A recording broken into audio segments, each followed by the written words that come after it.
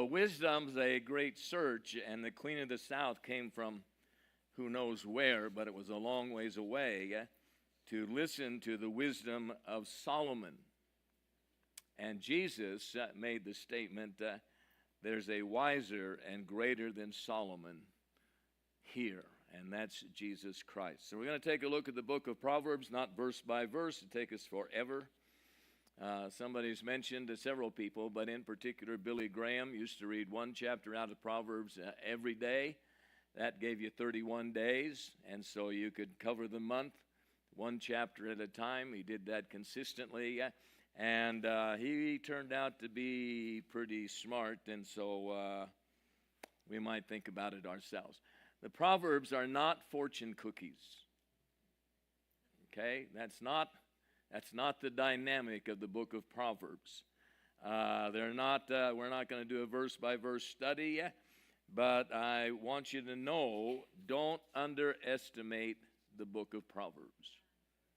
It's very, very important. When God wants to drill a man and thrill a man and skill a man, when God wants to mold a man to play the noblest part, when he yearns with all his heart to create so great and bold a man that all the world shall be amazed, watch his methods, watch his ways, how he ruthlessly perfects whom he royally elects, and how he hammers him and hurts him, and with mighty blows converts him into shapes and forms of clay which only God can understand. How he bends but never breaks when his good he undertakes, how he uses whom he chooses, and with mighty power infuses him, with every act induces him to try his splendor out. God knows what he's about. And so that might give us some insight. That's a very common poem. Proverbs is not an instant upgrade to life. Proverbs is a matter of life and death. Proverbs 13:14, a wise person's instruction is a fountain of life, turning people away from the snares of death. So there are a number of things in the world that we have to pay attention to. If we have love and not wisdom, if we have love and not wisdom, our best intentions will fall short, and we may even hurt people we love. If we have courage and not wisdom, we may cause the gospel to look foolish or ugly to others. If we have technology without wisdom, it's very easy to broadcast our stupidity.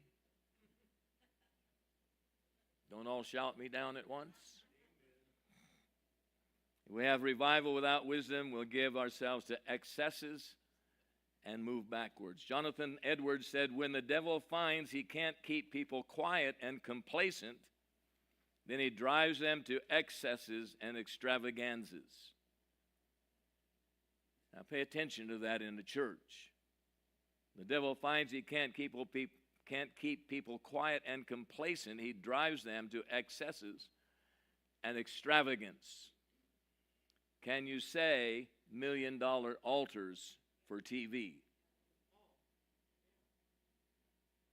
Excesses. Air-conditioned doghouse with a view. Now, those are all things that happened in the name of Christ, in the name of the church, in the name of blessing from God. Wisdom is the gospel of Christ reshaping us for royalty. That's what that poem's about. God places us on his anvil, and we trust him. Here's what some of us fail at. We don't trust him. We trust him enough to stay there until he's done. And a lot of people don't trust God enough when he begins to hammer on them to stay there until he's done. In our lives, we need more than rules. Because the rules don't cover all the bases equally. They're not all equally wise for every circumstance that comes into your life. Life's too complex. There are people who want to live it because they've memorized 3 or 4 scriptures, and they use those 3 or 4 scriptures for every event that happens in their life. And it won't cover those events. Not all of them. A simple rule or a memorized text will not fill in the blanks where you have to have some understanding and wisdom and make decisions and be responsible for them. We all know people who we would say are blameless. They're really good people, but we don't like them. We all know people. Oh, they do everything just perfect. I don't like them. I can't stand them. I wish they'd go away.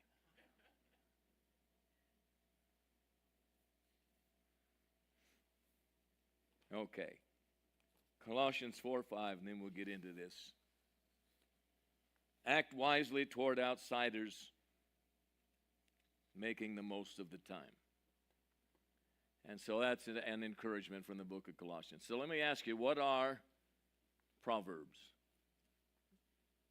What's a proverb? Barb?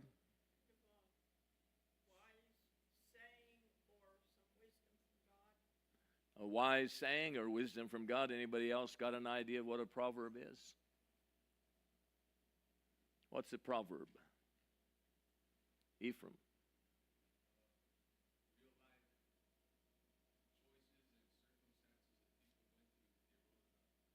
Okay, real life circumstances and events that people wrote about. Okay, anybody else? Yes. Proverbs is the book of wisdom. Okay, it's one of the wisdom books of the Bible. Wisdom books include Job, which is what we don't want to read. Okay, so anybody else? Many.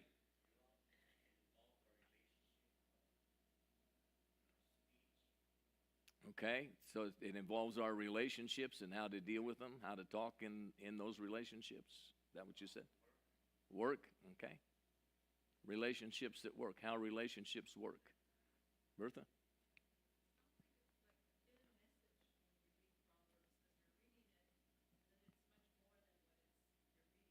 Okay, so there's words, but there's something else in them. That's what you're saying? There's something else there that we can pick up on. Jesse? It's a book of instruction, okay? Anybody else? So there probably, just hit about 4 of them, 5 of them. Pride goes before the fall. Okay, that's not actually how it goes. That's part of it, but not all of it. The actual proverb is in Proverbs 16:18. Pride comes before destruction, an arrogant spirit before a fall. That's the Christian Standard Version. The NIV says pride goes before destruction, a haughty spirit before a fall. And the Message translation gets down to the nitty-gritty. First pride, then the crash. The bigger the ego, the harder the fall. The fall. Eugene Peterson gets to the nitty-gritty of a lot of things. It's kind of interesting. First pride, then the crash. The bigger the ego, the harder the fall. And so Proverbs can be a very frustrating book to try and read, let alone study. And our society loves very simple, pithy statements, or aphorisms, they're called. If it ain't broke, don't fix it. Okay? So that's what I want of everybody that comes to my house to fix something. If it ain't broke, don't fix that. Fix what's broke. And you'll have a hard time fixing me, but anyway, don't try that. So real wisdom. Somebody read for us Proverbs 9:4.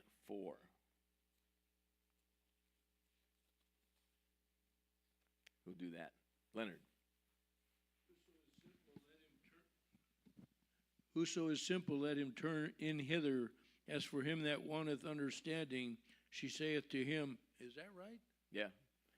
If you need wisdom, turn in here. Okay. Come, eat of my bread and drink of the wine which I have mingled. Okay, that's all we need. Just the first part. Just the first part. Okay, that wisdom, real wisdom is there are observations of how life generally works. Okay, so no matter what I say in a sermon, there's somebody out here that says, "Yeah, that doesn't work for me," or "I didn't work for them," or "It won't work for there." We can always find exceptions. Another way to say that, we can always find excuses why it won't work for me. Okay? And so we operate there. But real wisdom from the book of Proverbs, it forces an ultimate question. Because, pride comes before destruction, an arrogant spirit before a fall. When that is stated, that forces a hearer to decision, to ponder their own life and what's actually happening in their life. Biblical wisdom operates on its own terms, and it starts with, what does it start with? Anybody? Everybody should know this cold turkey question. Where does wisdom start? Thank you. See, most of you had that. You didn't even know how smart you were. And so I'm glad, because then I have to get smarter to preach to you. But there are different, so many of the Proverbs, they say these are the Proverbs of Solomon. Critical issues are needed to kind of bridge the gap between Solomon's day and our day. But our primary concern is for the theology of the text, the place of the text in the Bible, and what it means for us now. Over 50 definitions of what a proverb is. Short sentences from long and salt. Got something that bites, something that really triggers the impact. It's a speech acts that teach, cajole, taunt, and reprove, depending on how they're used. And so, depending on the proverb, those all fit. When King Aram, he threatened to level the Samaria. And so the king of Israel, here to start a fight, then, okay, the Christian Standard Bible, think about it. Where, Lord? His disciples asked him. And he said, where the corpse is, there also the vultures will be gathered. No one will miss it, because the vultures will gather. Probably part of the robe off when he was in the cave. David called out and confronted him. David confronted him with his own righteousness. Listen to me. My hand will never be against you.